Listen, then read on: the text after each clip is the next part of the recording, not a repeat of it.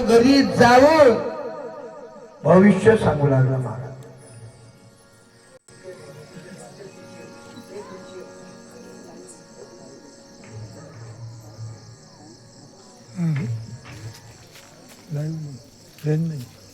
Net चालून नाही राहिलं. गोकुळ नगरीमध्ये प्रत्येकाच्या घरी घरी जाऊ लागला महाराज. ज्याप्रमाणे तुमच्या गावामध्ये जेवढे आलेले आहेत पंचक्रोशीतले भक्त मंडळी आज या ठिकाणी हजर आहे. तुमच्या गावामध्ये हात पाहणारे साधू येतात काय? येतात काय सांगा? केव्हा येतात? सकाळी येते काय? सायंकाळी येते काय? केव्हा येतात? दुपारी येतात. कारण तुमचे वडील शेतात जातात, बरोबर आहे, ड्युटीवर जातात आणि तुम्ही शाळेत जाता आणि आमच्या आई बहिणी घरी असते आणि येईल लय हरिक असा हात पाहणारा साधू आला तर है ना, लय हरिक असते. मग ह्या काय करतात? असे साधू आले हात बघणारे, अ महाराज इकडे इकडे इकडे इकडे, त्याला घरी नेतात, बसायला पाठ टाकतात, चहा पाणी करतात. एवढंच नव्हे, त्याच्या पुढे जातात. महाराज तुम्हाला माझा हात पाहता येते काय? भविष्य असा हात पुढे करतात. तो तुमचा असा हात धरते. ओ मा लक्ष देतो आता, असा हात तुमचा धरते आणि तुमच्याकडे बघून म्हणते, ताई तुझं नाव काय? तुम्ही सांगता सुनंदा. तो हात पाहणारा म्हणतो, नाव तुझं सुनंदा, कुंभराज येडक्याचा वर्ग आहे तुला ताई, उसातून जात पण पांचोही अंगाले लागू देत नाही. ताई तुमच्या माग एक पाण्याचं, अग्नीचं, सापाचं विघ्न निघून गेलेलं आहे. तुम्ही म्हणता होय महाराज, मी कापूस शेताला गेली तर ह्या कोबरा मायाला अंगावर धावला होता, टपोरा जमला. आणखी पुढे तो साधू म्हणतो की ताई तुम्ही सत्कर्म करता, हरिपाठाला जाता, भजनाला जाता, परमार्थ करता आणि तुमची ही जी वागणूक आहे ना शेजारी पाजारांना बिलकुल पटत नाही. तुम्ही काय म्हणतात? महाराज लय जैतात नाही, शेजारी लय जैतात. आणखी पुढे आणखी तो सांगते, ताई तुम्हा दोघांचं नवरा बायकोचं नेहमी भांडण होते. तुम्ही म्हणता महाराज हे तुम्हाला कसं काय माहित? म्हणते हातावरच लिहिलं आहे. मग तुम्ही विचारता याले कारण काय? तो म्हणतो ताई तुझ्या नाव राशीले आहे 4था गुरु आणि तुझ्या नवऱ्याच्या नाव राशीले आहे 8वा गुरु. 8 आणि 4 बेरीज केली तर होते 12 आणि दोघाचाही तरते 12. मग गुरुची शांतता. असे जर बंधू साधू आले हात बघणारे, तुम्ही काही देता, 1000 रुपये देता, 500 रुपये देता, गहू देता, तांदूळ देता, कोरी साडी देता, साहेबाचा ड्रेस देता. आणि वर्गणी वाले आले, ते घरी नाही ना, ते घेऊ द्या मग घेऊन जा. हा हे माझ्या आई बहिणीनो केव्हा लक्षात ठेवा, हे जे हात बघणारे भविष्य जाणणारे साधू असतात, येईले जर भविष्य कळलं असतं तर दारूदारी फिरले असते काय? स्वतः करोडपती बनले नसते काय? हा विचार पहिले करत जा. हा जो हात आहे ना, हे हात कोणाच्या पुढे असे पसरू नका, दाखवू नका. आणि तुम्हाला जर हात हस्तरेखा बघून घ्यायची असेल, भविष्य बघायचं असेल, मंदिरामध्ये जा आणि देवाच्या संताच्या पुढे असे हात दाखवा आणि म्हणा, देवा हे गजानन महाराजा, ह्या माझा आज हात बघ, मी आजपर्यंत किती चांगले कर्म केले किती वाईट केले. तिथं कोणाची हिंमत होणार नाही.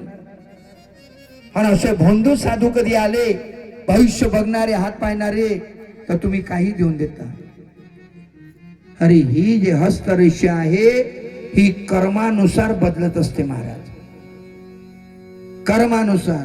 अरे कर्म चांगले करा, कुठेच जावं लागत नाही महाराज, ऑटोमॅटिक भगवंत यश देतो.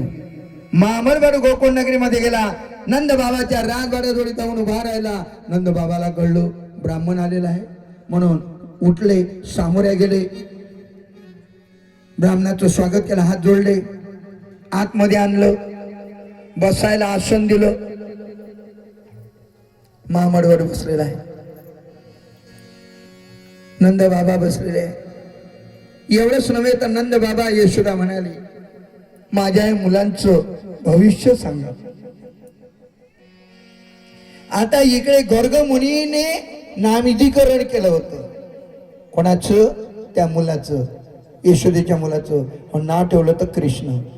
आणि त्याच्याही पुढे सांगतो, गर्ग मुनीने भगवंताचं नामविधीकरण म्हणजे नंद बाबा यशोदा यांच्या मुलाचं नामविधीकरण कुठे केलं? गाईच्या गोठ्यात. गाईच्या शेणानं जागा सारोडी, त्यावर घोंगडी टाकली. गर्गमुनी जाऊन बसले.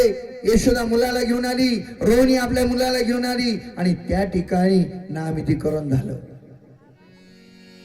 म्हणून नामविधीकरण करायचं असेल, मुलांचं नाव ठेवायचं असेल तर गुरुच्या हाताने, साधू संतांच्या हाताने ठेवा.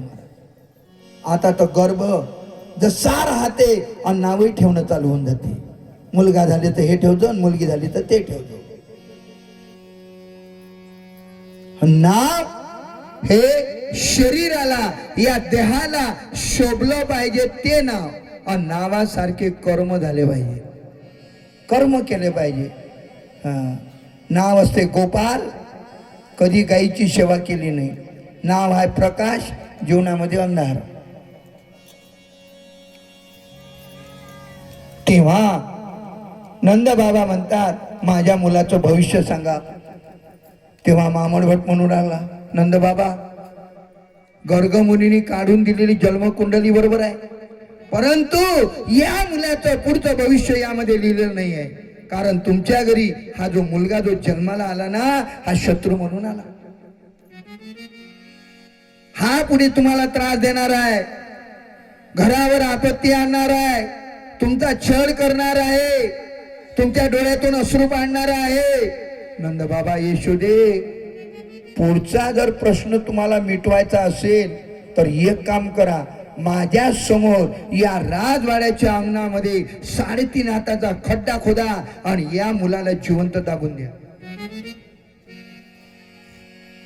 यशोदेच्या मुलाने विचार केला, पहिली बवणी तर झाली आणि आता उधार द्यायला काही हरकत नाही. नाना तरीचं मामडवर बोलत असताना घरामध्ये असलेल्या निर्जीव वस्तू कशाला म्हणतात? ज्या वस्तू स्थलांतर करत नाही त्या वस्तू आहे निर्जीव वस्तू. यांना सहन झालं नाही. पळपाट, लाटणं, ताबा, सराटा, चमचा, मुसळ, खाट वगैरे वगैरे यांनी मारा करायला सुरुवात केला. महाराज धडाधड येऊ लागल्या आणि मामळ भटाला मारू लागल्या. एवढंच नव्हे, मामळवर उडून वारायला पळत निघाला, अंगणामध्ये गेला. कृष्णाने बघितलं, खाट होती. कृष्ण म्हणतो, खाट नाही, दरवाजाला आडवी होय. खाट आडवी झाली. नवे तर उखळामध्ये होतं मुसळ. कृष्ण म्हणतो, मुसळ महाराज आक्रमण. ते मुसळ निघालं, जो ठोकलं महाराज. कोणाले? मामळ भटारे. एवढं ठोकलं की पांढरं धोतर नेसून आलेला मामळ भटाचं धोतर पिवळं झालं महाराज. आणि मामळ भट परत निघाला. मथुरेमध्ये गेला, हाक मारली, कंस राजा. कंस म्हणतो, काय झालं रे? मामळ भट म्हणतो, काय झालं नाही, तुझं मरण जवळ आलं. मामळ भट म्हणते, तुझं मरण जवळ आलं. कंस म्हणतो, मी काय करू? म्हणे, काहीच करू नको, आंबी हळद गरम करून माझ्या अंगाला लाव. अरे बघ म्हणे, मी पांढरं धोतर नेसून गेलो, पिवळं होऊन आलं. कारण मामळ भटाने त्या धोत्रात हे केली. मामळ भट म्हणतो, कंस राजा, तुझं काही खरं नाही. अरे तो हात भरायचा आहे तर एवढा चमत्कार दाखवला, आणि तो जर कधी मोठा झाला तर किती चमत्कार दाखवणार. कंसाला काळजी वाटली, आता करावं काय? इकडे कृष्ण हळूहळू वाढू लागले. गोपिकांना ध्यास लागला महाराज. एक दिवस काय झालं, चतुर्थीचं व्रत होत. चतुर्थी. आता चतुर्थीच्या दिवशी काय घावरजी त्याच्याजवळ तुम्ही ते मोबाईल दिला, तोच हसून राहिला.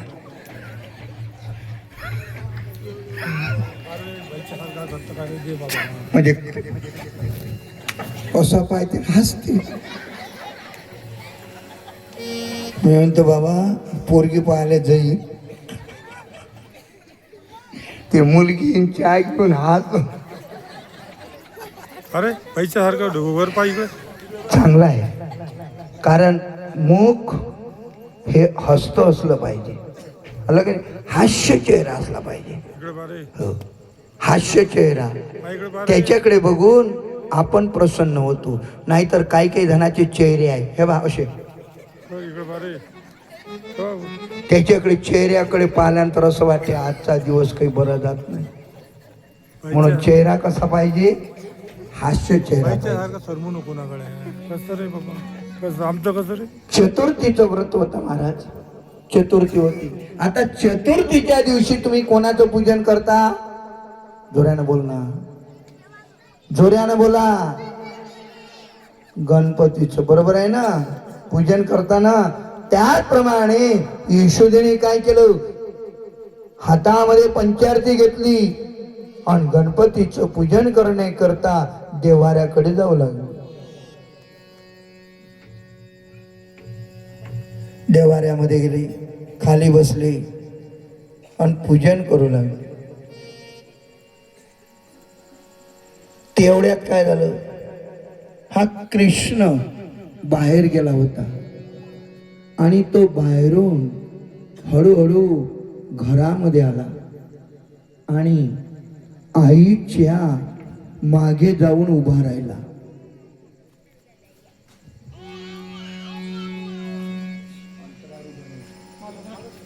एवढंच नव्हे, कृष्ण दुरून गणपतीकडे बघून म्हणतो, ए ढेरपोटे, मोदक खायला पाहिजे, म्हणूनच तर तुझी ढेरी वाढली रे. हो, भगवंताला देव सुद्धा घाबरत होते. कृष्ण म्हणतो, ए गणपती, आज हे मोदक मी खाणार आहे. आता यशोदेनं आरतीमध्ये बघितलं काहीतरी कमतरता होती, म्हणून ती लगेच तशीच उठली आणि आतमध्ये निघून गेली. कृष्ण तिच्या माग माग गेला, दारामधून बघितलं आणि लगेच गणपतीच्या जवळ आला त्या प्रतिमेचा आणि म्हणतो, ए गणपती, हे जे मोदक आहे ना, हे आज मी भक्षण करणार आहे आणि तू जर माझं नाव माझ्या आईजोड सांगितलं तर मी काय कर? कृष्ण म्हणतो, मी काय कर? तुझी सोंडळून बाहेर काढ. कृष्णाने काय केलं, ते मोदकाचं पात्र हातामध्ये घेतलं आणि ते मोदक खाऊ लागला महाराज. गोविंद बोलो हरी गोपाल बोलो, गोविंद बोलो हरी गोपाल बोलो, गोविंद बोलो हरी गोपाल बोलो, गोविंद बोलो हरी गोपाल बोलो, गोविंद बोलो हरी गोपाल बोलो, गोविंद बोलो हरि गोपाल बोलो, गोविंद बोलो गोपाल बोलो, गोविंद बोलो गोपाल बोलो, राधा रमण हरि गोविंद बोलो, राधा रमण हरि गोविंद बोलो, गोविंद बोलो हरि गोपाल बोलो, गोविंद बोलो हरि. कृष्णाने सर्व मोदक भक्षण करून घेतले महाराज, सर्व मोदक, आणि ते पात्र गणेशजीच्या प्रतिमेजवळ निवून ठेवले आणि हात जोडून पहा डोळे मिटवले, थरथर थरथर कापू लागला. तेवढ्यात यशोदा आली. यशोदेनं दुरून बघितलं, मोदकाचं पात्र रिकाम आहे. यशोदा कृष्णाला म्हणाली, ए काना, कृष्णाचा हात धरला, पुढे केलं. ए काना, अरे या पात्रामध्ये मोदक कुठे आहे? तेव्हा कृष्ण म्हणतो, आई आई मला माहित नाही ग. यशोदा म्हणाली, कृष्णा तू खोटं बोलत आहे, तू मोदक खाल्ले नाही. कृष्ण म्हणतो, आई शपथ आहे ग, शपथ शपथ. आई तुला माहित नाही का, मी खरंच सांगत नसतो, खोटं बोलत नसतो ना. आई जेव्हा तू आतमध्ये गेली ना, तेव्हा ह्या ढेरपोट्या माणूस आला, त्याला मोठी सोंड होती. तो म्हणाला, एक आणा, हे मोदक मी भक्षण करणार आहे, माझं नाव तू तुझ्या आईतोड सांगू नको. आई सर्व मोदक त्यानं खाल्ले ग. यशोदा म्हणाली, लबाळा खोटं बोलत आहे, सर्व मोदक खाल्ले. कृष्ण म्हणतो, हो नाही. यशोदा म्हणाली, तोंड उघड बघू. जसं कृष्णाने मुख उघडलं महाराज, आ केलं. यशोदेनं कृष्णाच्या मुखामध्ये बघितलं, संपूर्ण भूमंडळ दिसलं महाराज. 14 भुवन, सप्तसागर, देव देवता. यशोदेनं बघितल्याबरोबर तिला चक्कर आली, खाली बसली. कृष्ण तिच्या पाठीमागे गेला, खांद्यावर हात ठेवला. कृष्णाने विचार केला, माझी आई मायेमध्ये गुंतलेली आहे. एवढंच नव्हे, कृष्ण 5 वर्षाचे झाले आणि कृष्णाने काय केलं, सवंगडी गोळा करायला सुरुवात केली. कृष्णाचे सवंगडी म्हणजे मित्र कोण होते माहित आहे का? पेंद्या वरद वाकड्या बोबड्या श्रीरामा वगैरे वगैरे. यांना हाक मारली, ए पेंद्या वरद वाकड्या बोबड्या श्रीरामा इकडे या. मित्रमंडळी धावत धावत आली. काय म्हणतात रे कृष्ण? कृष्ण म्हणतो, हे मित्रांनो, तुम्ही असे अशक्त का आहे रे? मित्रमंडळी म्हणतात, कृष्णा आमचे आई आणि बाबा आहे ना. आई बाबा, मी तुम्हाला प्रश्न विचारतो, आपली राष्ट्रभाषा कोणती आहे मुलांनो? राष्ट्रभाषा कोणती?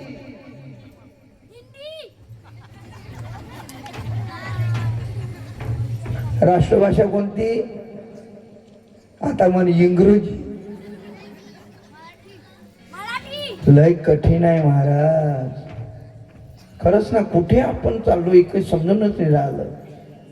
नुसतं यानं नाही जे मग संसार करून बापा चकाचक, काहीतरी संस्कार चांगले द्या मुलांवर. आपली राष्ट्रभाषा आहे हिंदी आणि मातृभाषा कोणती? मराठी आहे. आणि मराठीमध्ये जन्म देणाऱ्या आई वडिलाला काय म्हणतात? आई आणि बाबा. जन्म देणाऱ्याला आई आणि बाबा. तुम्ही तुमच्या मुलाला काय शिकवता? पप्पा म्हणा, म्हणा पप्पा मम्मी. आणखी आता याच्यात परिवर्तन झालं, डॅडी, आणखी मग. आणखी 5 वर्षानंतर आणखी परिवर्तन होईल. डॅडीले म्हणन डॉग, काय म्हणन डॉग. येईल काय म्हणायचं मग? डॉगिन. कितना बदल गया इंसान. मित्र म्हणाले म्हणतात, कृष्णा आमची आई आणि बाबा आहे ना, गाईची धार काढतात. ते सर्व दूध दही माखन मथुरेला विकणे करता नेतात आणि आमच्यासाठी काहीच ठेवत नाही. आमच्यासाठी काहीच ठेवत नाही. कृष्ण म्हणतो, असं आहे का? तेव्हा कृष्ण म्हणतो, पहा मी तुम्हाला प्रश्न विचारतो, ए मुलांनो जोराने उत्तर देता. सकाळी झोपेतून उठल्यानंतर तुम्ही मंजन केल्यानंतर ग्लासभर दूध तुम्हाला प्यायला भेटते काय? हा, जोराने बोला. नाही, बरोबर खोटं बोलत जा ना थोडस. दूध तुम्हाला प्यायलाही देत असन तुमची आई अर्ध असते दूध ग्लास मध्ये, अर्ध काय टाकते? जोऱ्यानं बोला. काही म्हणते पाणी, काही म्हणते चहा. काय ताकद येणार? पहिलेच तर तो धार काढणारा, गाय असो म्हैस असो, तोच तर बकेटीत पाणी घेऊन जाते. आणि दुधाने भरलेली बकेट मालकीन पाशी दिल्यानंतर ती पाणी टाकते. आणि तुम्ही उकडेवाले जाता आणि तुम्ही आल्यानंतर तुम्ही पाणी टाकता. किती पाणी पचन होते, काय ताकद येणार आहे? हा, अरे भारत का इतिहास यहाँ पर दूध की नदियां बहती थी. घुसरकर महाराजांचं भजन आहे. महाराज आपल्या कोळी समाजाचं भूषण, मठाधिपती, वैकुंठवासी घुसरकर महाराज यांचं भजन आहे. जमाने में बदल आजकल हो रे आए, जरा गौर से तो देखो सब पाप बढ़ रहा है. जमाने में बदल आजकल हो रहा है, जरा गौर से तो देखो सब पाप बढ़ रहा है. जमाने में बदल.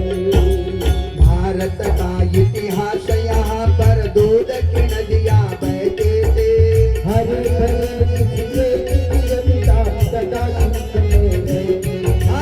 भारत का इतिहास यहाँ पर दूध की नदियाँ बहते थे.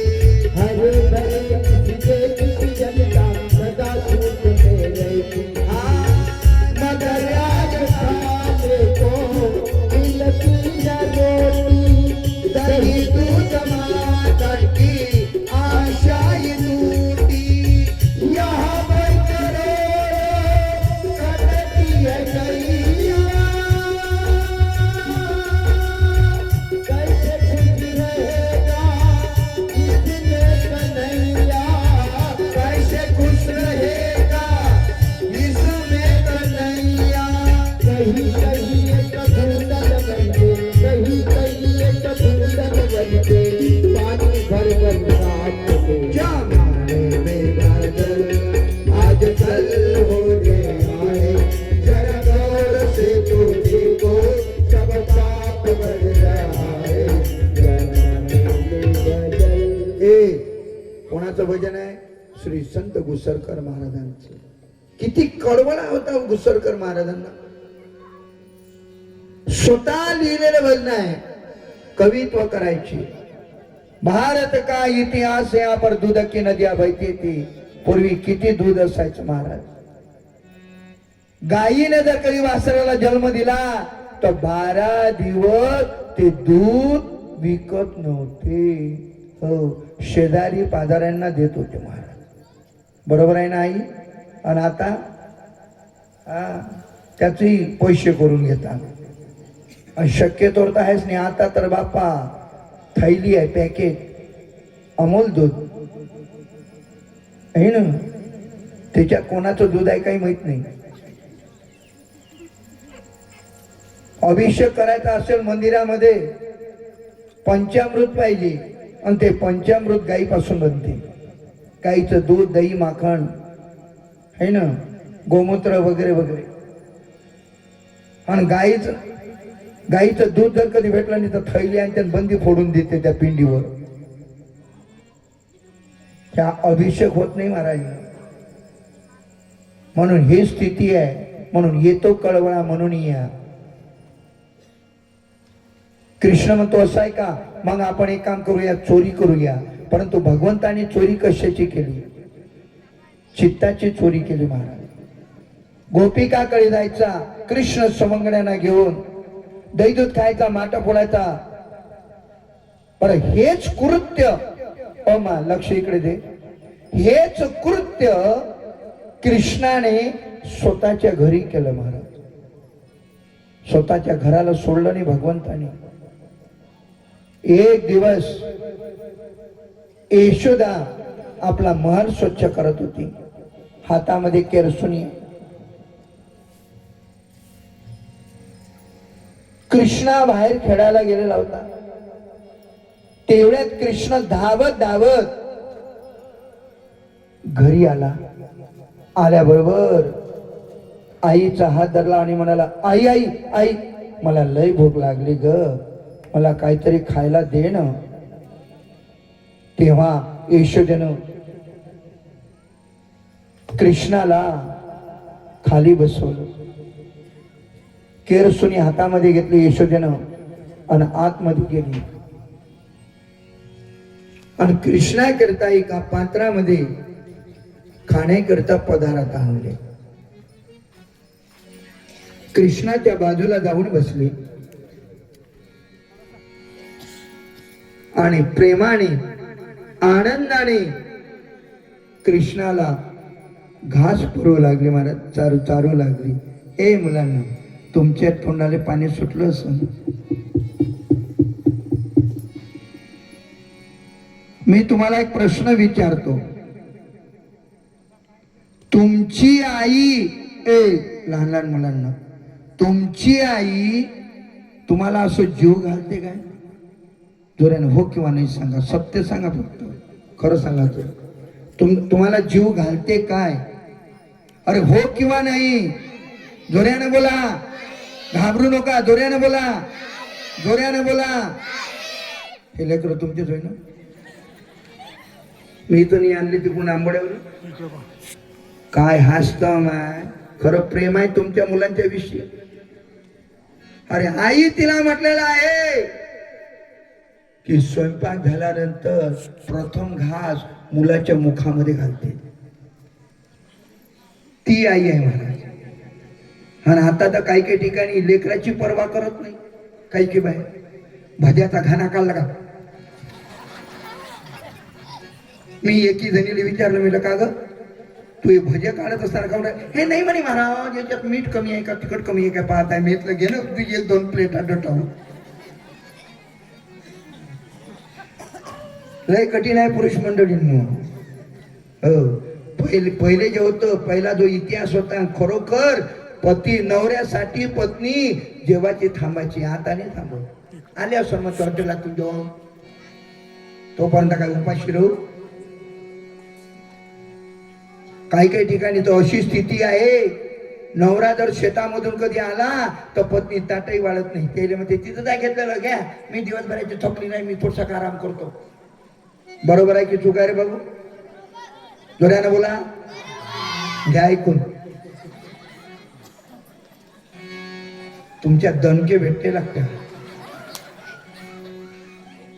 ए बालमित्रांनो, घरी जर तुम्हाला मार दिला, त्याने जर कधी म्हटलं आई बाबानं, अरे पट्ट्या महाराज समोर आमची कमीपणा करतो काय, दा घरातून निघ, मग कुठे जाशील?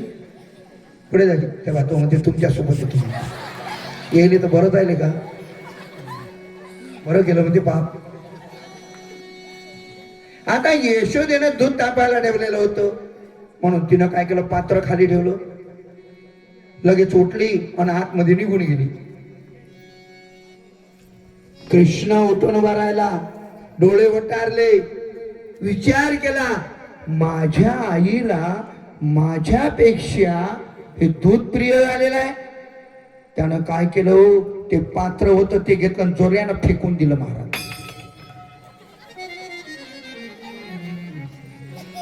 महालामध्ये इकडे तिकडे बघू लागला, उतरंड होते, माठ होते. एक आहे का माठाजवळ गेला, हा याच्यात दही आहे. दुसऱ्या माठाजवळ गेला, हा याच्यात माखन आहे. तिसऱ्या माठाजवळ गेला, याच्यात दूध आहे. एक एक माठ उचलला आणि बाहेर नेऊन फोडू लागला महाराज. गोविंद बोलो हरी गोपाल बोलो, गोविंद बोलो हरी गोपाल बोलो, गोविंद बोलो हरी गोपाल बोलो, गोविंद बोलो हरी गोपाल बोलो, गोविंद बोलो हरी गोपाल बोलो, गोविंद बोलो हरी गोपाल बोलो, गोविंद बोलो गोपाल बोलो, गोविंद बोलो गोपाल बोलो,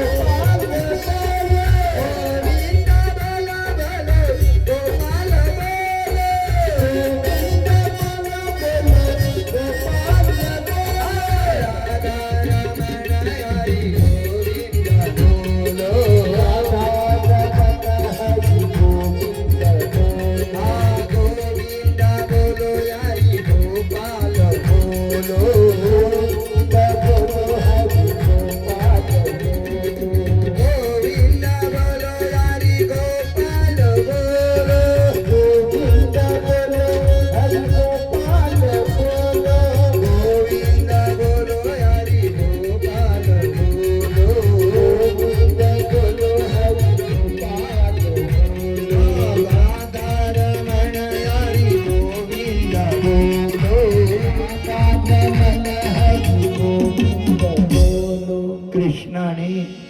दह्या दुधाचे माठ फोडून टाकले स्वतःच्या घरची.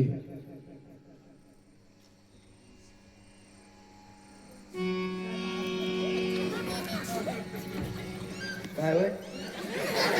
नाव सांगू का झालं सांगितलं तर बापरे.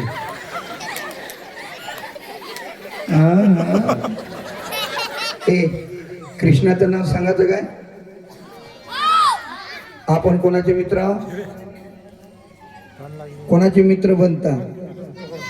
जोराने बोला. कोणाचे? कारण याचं जर नाव कधी सांगितलं तर आपल्याला दैदूत खायला भेटन काय? हा मग आपण कोणाच्या पाठीशी उभं राहिलं पाहिजे? म्हणून या कृष्णाला मी हेच म्हणतो, तुझं नाव तुझ्या आई वडिलाजवळ सांगू का? आणि जर सांगितलं तर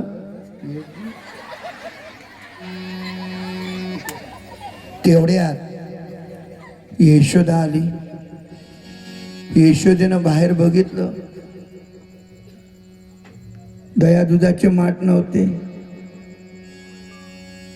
कृष्णाकडे बघितलं, क्रोधिष्ठ झाली यशोदा, डोळे वटारले आणि कृष्ण हातामध्ये काडी घेतली यशोदेनं आणि कृष्णाच्या अंगावर मारायला धावत धावत निघाली आणि कृष्ण वाकोले दाखवू लागला. श्रीमत नारायण नारायण नारायण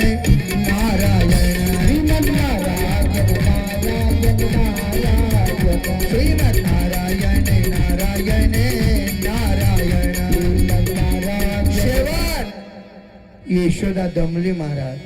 कृष्ण तिच्या जवळ गेला.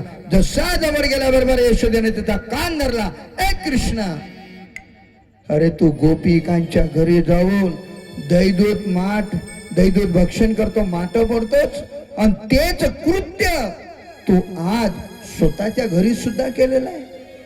पहा, कृष्णाने स्वतःच घर सुद्धा सोडलं नाही. स्वतःच घर सोडलं नाही. तेव्हा यशोदा म्हणाली, कृष्णा आता मी तुला ताकीद करते. काय करते? ताकीद. कृष्णा तुला मी ताकीद करते, घरी कोणाच्या जाऊ नको रे बाबा, घरी कोणाच्या जाऊ नको.